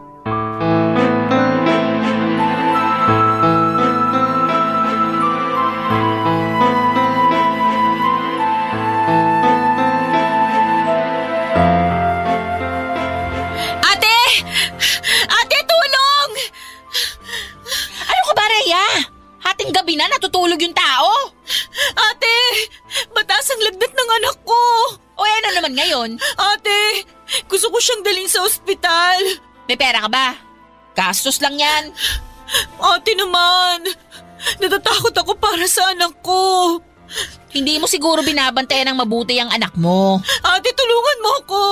Ate, sige na naman dali na natin yung anak ko sa ospital. Ate! Huwag mo nga ako idamay dyan sa kapabayaan mo.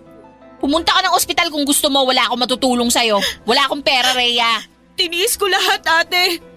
Tiniis ko na gawin ninyo akong parang katulong dito. Mas mabuti pa nga sigurong naging katulong na lang ako sa ibang bahay. At least kahit pa paano meron akong sahod.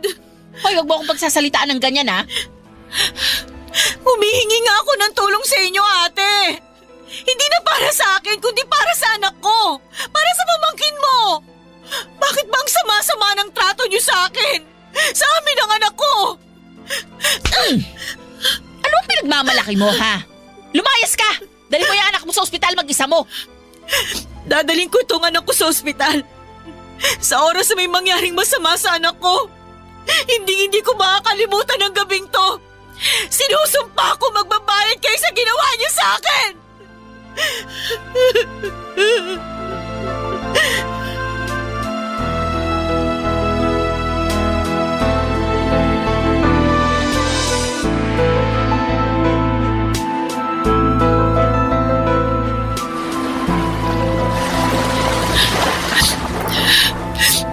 Buhay pa sana ang anak natin, Edwin.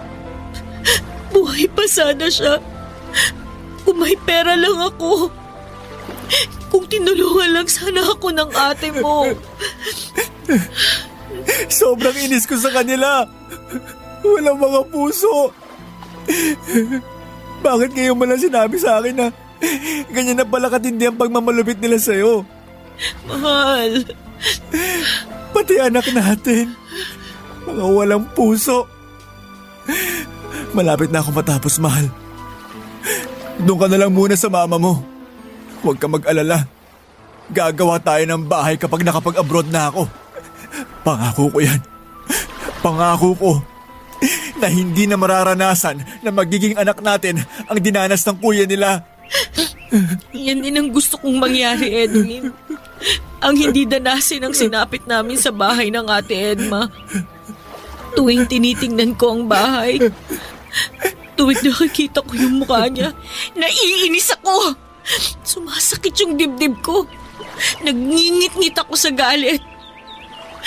Pero wala rin namang magagawa ang galit ko dahil wala na ang anak natin eh. Ituring na lang natin na isang mahabang bagyo ang nangyari sa atin. Ngayon, nagsisimula ng huminto ang bagyo. Makikita rin natin na wala nang alon pa ang gugulo sa ating buhay. Makakarating tayo sa mga pangarap natin. Pangako, magsusumikap ako ng husto, Rhea. Salamat, Edwin. Salamat, mahal ko. Naniniwala ako sa pangako mo.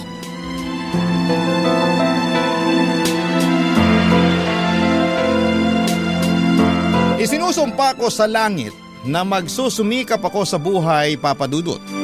Habang tinatapos pa ni Edwin ang kurso niya at wala pang trabaho ay tumira akong muli sa mga magulang ko. Sana ay ginawa ko na ito noon pa. Tinis ko lang talaga ang lahat.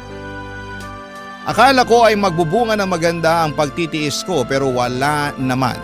Inalipusta at kinawawa lang nila ako. Bakit may mga taong parang kasiyahan sa kanilang manakit? Ang mang-apak ng kapwa. Hindi ba sila takot na babalikan sila ng karma at ang ginawa nila sa kapwa ay babalik sa kanila na maaaring doble o higit pa? Sinabihan ako ng mga magulang ko na kapag matapos na si Edwin at may sapat ng kinita ay kailangan ko ring mag-aral upang magkaroon ng propesyon at may pagmamalaki sa pamilya ni Edwin. Lalong-lalo na sa mata pobreng si Ate Edma, Papa Dudut. Barangay Love Stories. Barangay Love Stories. Sa awa ng Diyos, Papa Dudut, ay nakapagtapos si Edwin ng kursong engineering at agad itong nagkaroon ng trabaho. Matapos nga ang 2 taon ay nakapagtrabaho na siya sa ibang bansa. Ang sahod ni Edwin ay pinagawa agad namin ng sarili naming bahay. Iba sa pakiramdam ang magkaroon ng sariling bahay ang isang mag-asawa. Kung hindi lang bumitaw ang anak namin ay magiging masaya siyang naglalaro sa sala. Kahit pa noong nasa bahay ako ng mama ko tumira ay hindi tumigil si Ate Edma sa pangaalipusta sa akin. Kahit ano na lang ang mga pinagsasabi niya sa mga kamag-anak ni Edwin para magbuka akong isang kasalanang nagawa ni Edwin sa buhay niya. Nabuntis ulit ako, Papa Dudut, at isinilang ang isang lalaking anak. Isang panibagong anghel na alam kong mapoprotektahan ko na at hindi mangyari ang nangyari dati sa kuya niya. Masiyahing bata po si John Marr at sobrang tuwa ko na makita siyang lumalaking malusog at bibo, lalo na noong nag-aaral na siya sa isang preparatory school, Papa Dudut.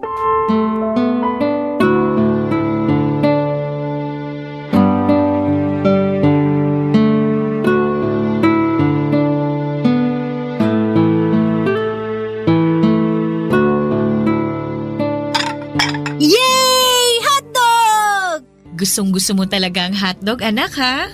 Opo, ang sarap kasi, Mama. Alam mo ba dati, gustong-gusto rin ng Kuya Junior mo ang hotdog. Talaga, Mama? Oo. Sino ang malakas kumain sa aming dalawa ng hotdog, Mama? Siyempre, ikaw, anak. Umiiyak ka ba, Mama? Ay, hindi. Ano lang, napuwing lang si Mama. Huwag mong kusitin mata mo, Mama. Yun ang sabi mo sa akin. Oo, tama ka. Bakit pala namatay si Kuya? Kinuha na siya ng anghel. Sayang, hindi ko siya nakalaro. Pero pareho kami ng paborito. Noon, anak, iniiyakan talaga ng kuya mo ang hotdog dahil gustong-gusto niyang kumain. Kaso wala akong pera noon. Wala akong pambili kaya hanggang tingin lang ang Kuya Junior mo. Kawawa naman si Kuya. Nakita ko nga siya dati na tinitingnan ng mga pinsan niya na kumakain ng hotdog. Masakit sa puso ko. Parang dinudurog yung puso ko na makitang nagugutom yung kuya mo at gustong-gusto niyang kumain ng hotdog. Ma, salamat kasi nakakabili na kayo ng hotdog ngayon. Kaya nga dapat uubusin. Tama. Kasi sabi mo, maraming ibang bata ang walang pagkain tulad dati ni Kuya Junior. Ma, I love you. Kayong dalawa ni Papa. Mahal ka din namin ng papa mo, anak.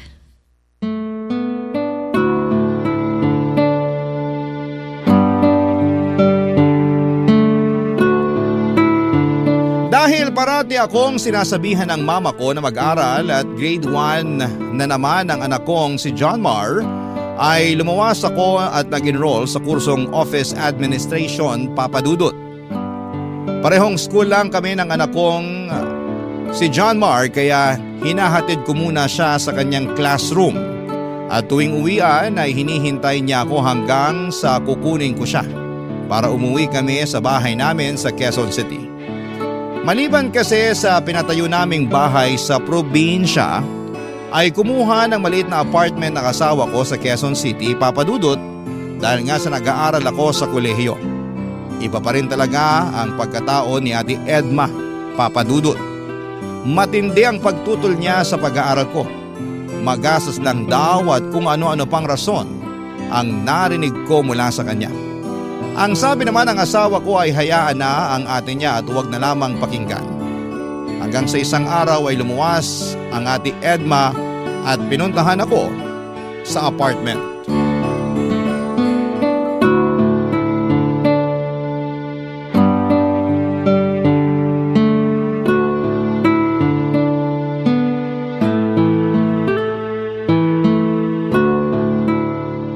Ano bang nakain mo? Bakit kailangan nyo pang bumili ng bahay dito at bakit nag-aral ka pa? Tandaan mo na. Sayang lang ang pera ng kapatid ko sa pagpapaaral sa'yo. Gusto ko rin pong makatapos, ate. Sabihin mo, gusto mo lang waldasin ang pera ng kapatid ko. Masaya ka na ngayon dahil may pera na yung kapatid ko? Kaya mo na kaming tapatan, ganun ba? Hindi ako nag-iisip ng ganon, ate. Anong hindi? Ramdam ko. Gusto mong ipamukha sa amin na mas maayos na ang buhay nyo ngayon. Hindi ko alam kung bakit ganyan ka mag-isip. Humiwalay na nga kami sa bahay ninyo. Bakit nakikialam pa rin kayo sa buhay namin? Aba, syempre. Pera ng kapatid kong nilulustay mo. Pera ng asawa ko. Asawa ko! Ba, nagmamalaki ka na ha?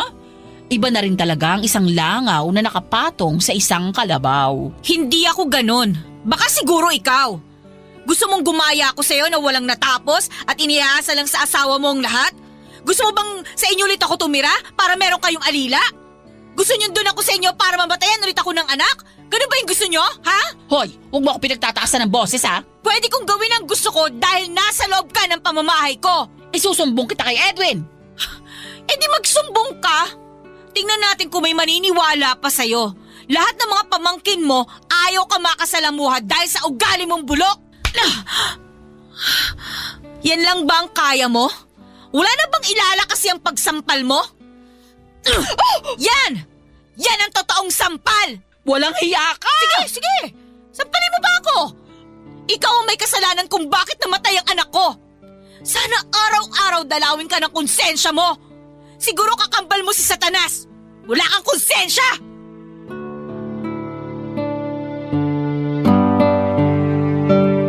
Lalong lumakas ang determinasyon kong makapagtapos sa kurso ko at makakuha ng trabaho at may maipagmalaki sa sarili, Papa Dudut. Gusto kong ipakita sa kanila na ang dating inaapi ay hindi na nila pwede pang apihin. Nang umuwi si Edwin ay sinabi ko ang lahat ng mga nangyari tungkol kay Ate Edma. Ang sabi ng asawa ko, habang kaya ko pang iwasan ito ay gawin ko para hindi na lumaki pa ang gulo. Matapos ang 4 na buwan na muling nag-abroad si Edwin ay nalaman kong buntis ako. Barangay Love Stories. Barangay Love Stories.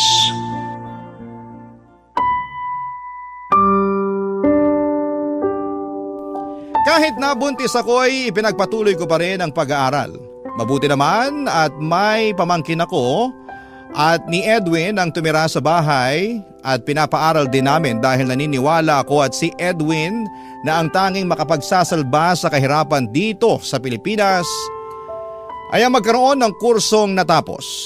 Naging kaagapay ko sila sa bahay at hindi ko ginawa ang ginawa sa akin ni Ate Edma.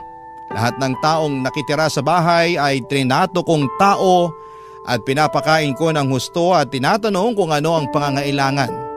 Lalong-lalo na sa pinansyal na aspeto at maging sa kanilang health dahil may phobia na ako simula nang mawala ang panganay ko, Papa Dudut.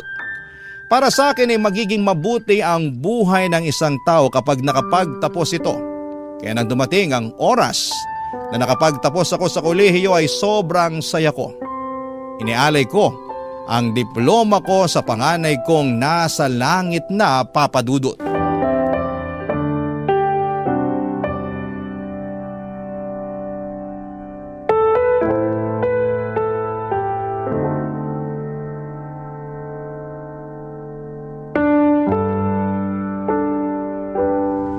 Congratulations, Mama!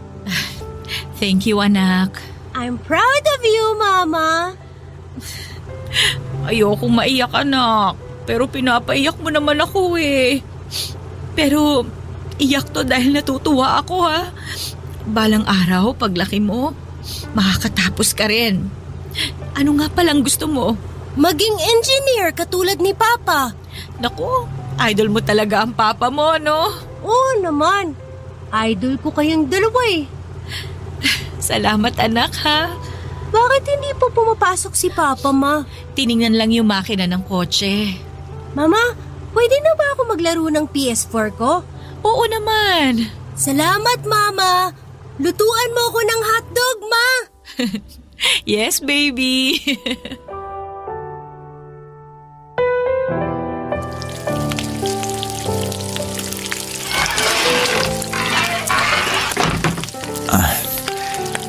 Papatinan ko na lang bukas yung kotse sa talyer. Uy, ano yung niluto mo? Naku, ayan, nag-request ang baby natin ng hotdog. Mabuti naman at okay ka na, Han. Hindi tulad noon. Kailangan ko magpakatatag. Parang si Junior din si John Mar natin. Sana maging mabuting kuya siya sa bunso nating si Jeffrey na panayang tulog. Oo nga. Mahal, sobrang proud ako sa'yo. Salamat sa suporta, ha? Kung hindi rin naman dahil sa'yo, hindi rin ako makakatapos. Pinaghirapan mo yung diploma mo. Salamat sa lahat, Edwin. Ay, ikaw pa. Mahal. Umuwi tayo ng probinsya bukas. O sige.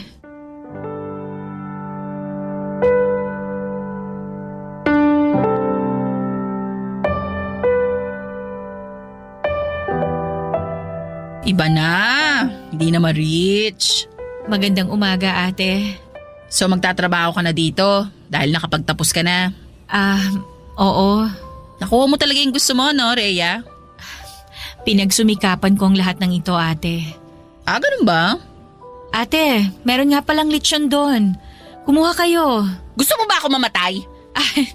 Hindi naman, ate. Sorry ha, may hypertension nga pala kayo.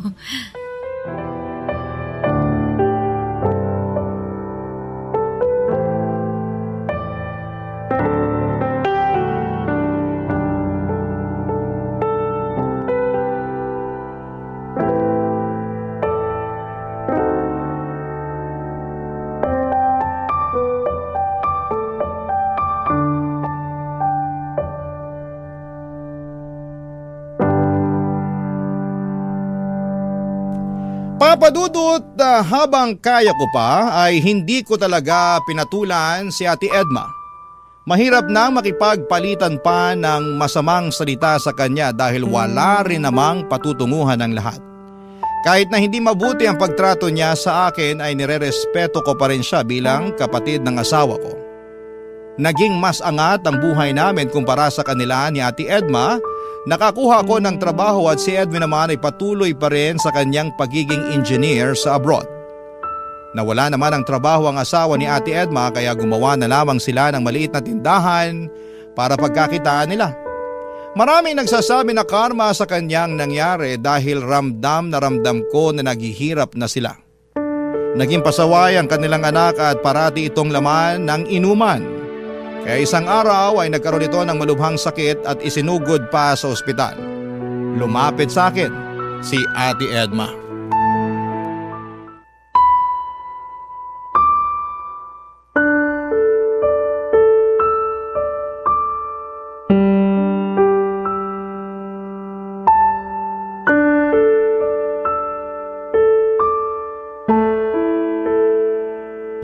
Rhea, tulungan mo ko. Bakit, ate? Ano ba nangyari, ate? Si Rodel, yung anak ko ay sinugod sa ospital. Malubha ang sakit niya. Kailangan daw operahan yung atay niya. Ano? Rhea, nagmamakaawa ako sa'yo.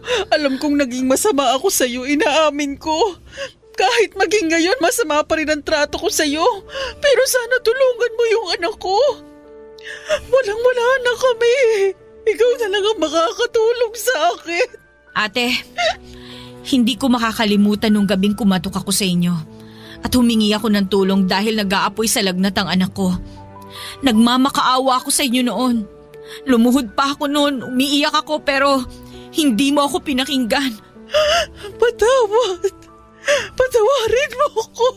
Tandang-tanda ko pa nung lumapit ang anak ko sa inyo para humingi ng hotdog na pinapakain ninyo sa anak niyong si Rodel noon. Imbis na binigyan niyo kahit isang hotdog man lang, isang kurot lang ibinigay niyo sa anak ko noon at tiningnan niyo pa ng masama. Rhea! Pero ate, ayokong gumaya sa inyo. Hindi kasi ako katulad ninyo. Tutulungan ko kayo. Tutulong ako dahil may isang buhay na kailangang isalba. Tutulong ako dahil itong nararapat na gawin kapag may humihingi ng tulong na alam kong kaya kong tulungan. Rhea! Salamat, Rhea!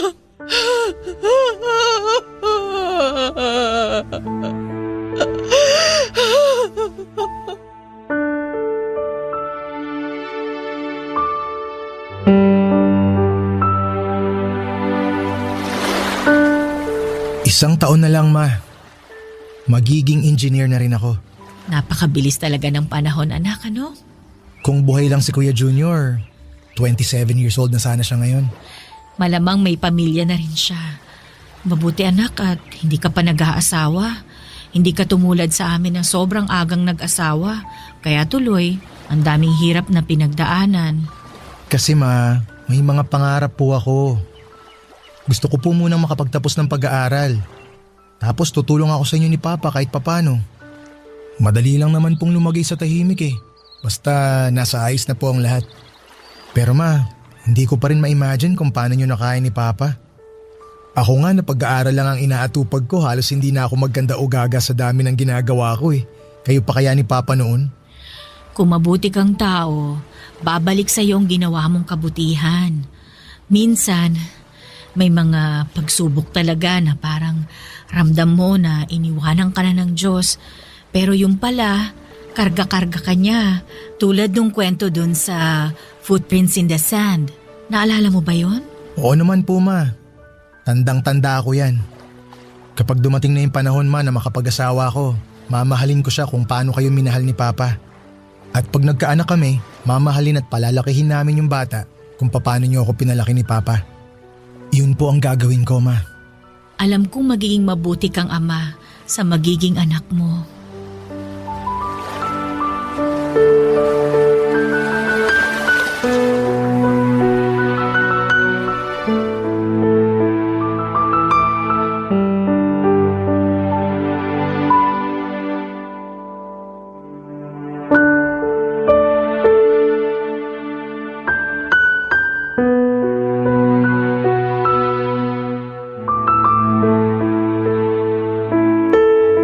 Papadudod sumunod sa yapak ng kanilang ama ang dalawa kong anak na si John Mar at Jeffrey. Ayaw sana ng papa nilang si Edwin pero wala rin po itong magawa dahil gusto ng dalawa kong maging engineer. Pareho kami ng asawa ko na retired na at nandito kami nakatira sa bahay namin sa Mandaluyong malapit sa bahay ng bunso ko. Masaya ako sa naging buhay ko ngayon, Papa Dudut. Ang hinihiling ko at ipinagpapanalangin ko ay gabayan parati ang dalawa kong anak na wala na sanang masamang mangyari sa kanila. Ang anak naman ni Ate Edma ay bumuti na rin ang kalagayan. Isa na ngayong businessman at siyang nag-aalaga sa mga magulang niya. Tuwing nakikita kami ni Edma ay parati pa rin siyang humihingi ng tawad sa nagawa niya at nagpapasalamat sa tulong na nagawa ko sa kanya. Tuwing naaalala ko ang anak kong si Junior, Papa Dudut, ay parang muling nabubuhay ang sugat sa puso ko. Pero mabutit may dalawa akong anak na siyang agad na nagpahilom sa sugat dahil ramdam ko ang pagmamahal nila sa akin at sa kanilang papa. Ang inyong kapuso at kabarangay forever, Rhea. Anong say mo sa Barangay Love Stories na ito? Pagkwentuhan natin sa comment section yan.